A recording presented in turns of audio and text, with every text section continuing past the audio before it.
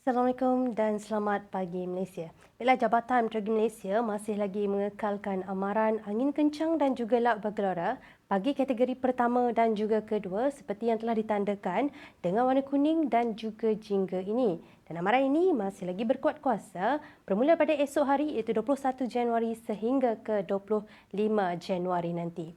Dan berikutan ketinggian ombak dilihat boleh mencecah sehingga ke 3.5 meter. Ianya adalah berbahaya bagi sebarang aktiviti melibatkan perkapalan, buat kecil sukan dan juga rekreasi laut.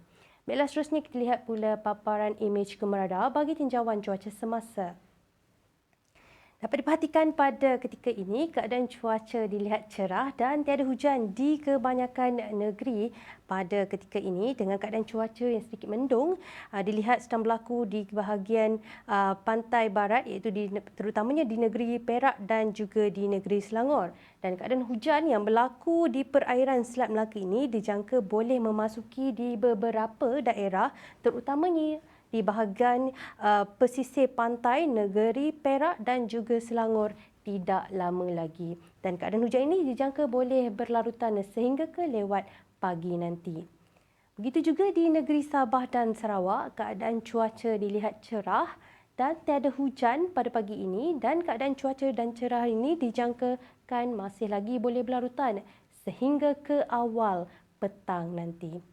Baiklah, seterusnya kita lihat pula perkembangan ribut tropika Nokin yang pada ketika ini berada di sebelah timur laut negara Filipina.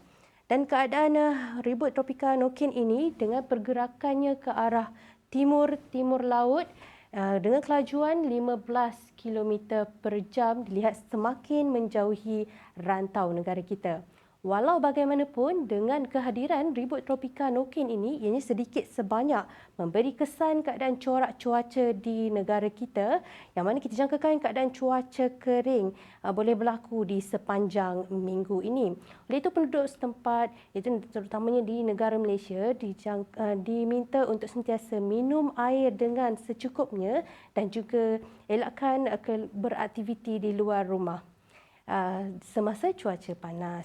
Baiklah, seterusnya kita lihat pula ramalan cuaca bagi sebelah petang nanti dengan keadaan cuaca kurang hujan juga dijangkakan untuk berlaku di kebanyakan negeri di semenanjung Malaysia dengan potensi hujan serta ribut petir dilihat hanya boleh berlaku melibatkan bahagian pedalaman di semenanjung Malaysia itu terutamanya melibatkan negeri Kedah, Perak, Selangor, Kelantan, pedalaman negeri Pahang dan juga Johor.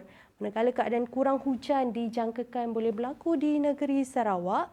Manakala di negeri Sabah, lihat potensi boleh berlaku hujan hanya di sebelah pantai barat negeri Sabah.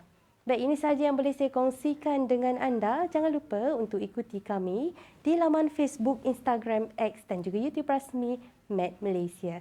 Sekian melaporkan Khairatul Nisa Syamsuddin. Assalamualaikum dan salam Malaysia Madani.